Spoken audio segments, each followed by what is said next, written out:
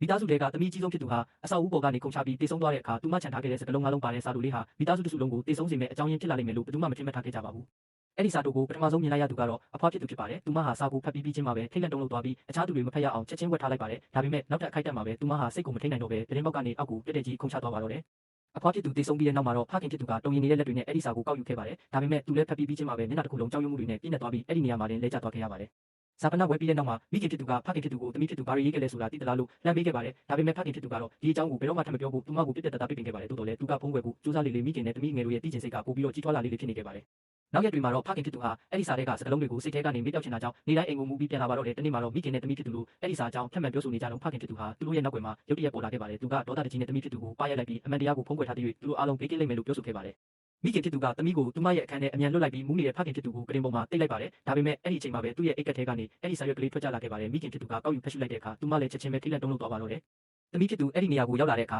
မိခင်ကစာရွက်ကိုချက်ချင်းဝတ်လိုက်ပါတယ်။ဒါပေမဲ့သမီးဖြစ်သူကကြည့်မယ်လို့စွတ်အတင်းတောင်းဆိုတဲ့အခါမိခင်ဖြစ်သူဟာသမီးကိုအမှန်တရားမသိစေချင်တဲ့အတွက်အဲ့ဒီစာရွက်ကိုပါးစပ်ထဲထည့်ပြီးမျိုးချပစ်လိုက်ပါတော့တယ်။အဲ့ဒီနောက်ပိုင်းမှာကောင်မလေးဟာရသမျှတဲလုံစာတွေကိုချရေးပြီးအမှန်တရားကိုကိုယ်တိုင်ရှာဖွေဖို့ကြိုးစားခဲ့ပါတယ်။ဒါပေမဲ့သူမဘာမှနားမလည်နိုင်သေးပါဘူး။အဲ့ဒီအချိန်မှာပဲအင်ရှိဘက်တီတန်ညီလာခဲ့ပါတယ်။သူမတကားဖွင့်လိုက်တဲ့အခါမှာတော့အမှုစုံစမ်းစစ်ဆေးဖို့ရောက်လာတဲ့အရာရှိတွေကိုတွေ့လိုက်ရပါတယ်။သူတို့ကသူမရဲ့အမဖြစ်သူမသိဆုံးခင်မှာအိမ်ထဲမှာထူးခြားတဲ့အဖြစ်အပျက်တစ်ခုခုဖြစ်ခဲ့သလားလို့မေးမြန်းခဲ့ပါတယ်။ကောင်မလေးကဘာမှမဖြစ်ခဲ့ပဲအရာအလုံးကပြည့်စုံနေခဲ့တယ်လို့ပြန်လည်ဖြေကြားခဲ့ပါတယ်။မိဘတွေကလည်းတယောက်နဲ့တယောက်ချစ်ကြပြီးအဖွားကလည်းမြင်းနှစ်ယောက်လုံးကိုတန်းတူချစ်တာကြောင့်အမဖြစ်သူကဘာလို့ဒီလိုလုပ်ခဲ့တာလဲအဖွားကဘာလို့အဲ့ဒီလိုပဲထပ်လုပ်ခဲ့တာလဲဆိုတာကိုသူမနားမလည်နိုင်ကြောင်းပြောခဲ့ပါတယ်။အဲ့ဒီအတော်တွင်းမှာပဲအရာရှိတယောက်ကဖုန်းခေါ်ဆိုမှုတစ်ခုလက်ခံရရှိခဲ့ပြီးဖခင်ဖြစ်သူကလည်းမြစ်ထဲကိုခုန်ချပြီးတေဆုံးသွားခဲ့ပြီးဖြစ်ကြောင်းသိလိုက်ရပါတယ်။သမီးဖြစ်သူအဲ့ဒီနေရာကိုရောက်သွားတဲ့အခါသူ့ရဲ့ရုပ်လောင်းကိုသာတွေ့ရှိခဲ့ရပါတော့တယ်။အခုတော့ဝမ်းနဲ့ကြေကွဲစရာဖြစ်ဆိုတွေတစ်ခုပြီးတစ်ခုဆက်တိုက်ဖြစ်ပွားနေတာကြောင့်မီဒီယာတွေပါပါဝင်ပတ်သက်လာခဲ့ပါတယ်။သတင်းထောက်တွေကကောင်မလေးကိုဝိုင်းအောင်ပြီးအဲ့ဒီစာထဲမှာဘာရေးထားလဲဆိုတာကိုတက်ခါတလဲလဲမြင်မြင်ကြပါတော့တယ်ကောင်မလေးကသမီးမသိဘူးလို့အော်ဟစ်ပြောဆိုခဲ့ပေမဲ့သတင်းထောက်တွေကတော့ရက်တံမှုအစီအစဉ်မရှိကြပါဘူး။အဲ့ဒီချိန်မှာပဲမိခင်ဖြစ်သူရောက်ရှိလာပြီးသမီးဖြစ်သူကဘာမှမသိတဲ့အတွက်သူမကိုဒုက္ခမပေးကြဘူးသတင်းထောက်တွေကိုတားဆီးလိုက်ပါတယ်။သူမကအမှန်တရားကိုသူမတယောက်တည်းသာသိကြောင်းသူမရဲ့ခင်ပွန်းပါကြောင့်တေဆုံးခဲ့ရကြောင်းနဲ့အဲ့ဒီစာထဲမှာဘာရေးထားကြောင်းကိုသိပေမဲ့အခုလောလောဆယ်တော့ဖွင့်ရမှာမဟုတ်ဘူးလို့ပြောကြားခဲ့ပါတယ်။ဒါအပြင်နောက်ထပ်တစ်နှစ်အကြာမှာတော့အားလုံးရဲ့ရှေ့မှောက်မှာအရာအလုံးကိုဖွင့်ချပြမယ်လို့ကတိပေးခဲ့ပါတယ်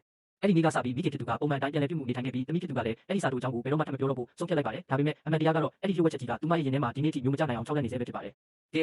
နောက်ထပ်ဘာတွေဆက်ဖြစ်လာမလဲဆိုတာသိချင်ရင်တော့ဒီဗီဒီယိုလေးကိုဝိုင်းလုပ်ထားပေးကြပါဦးနော်။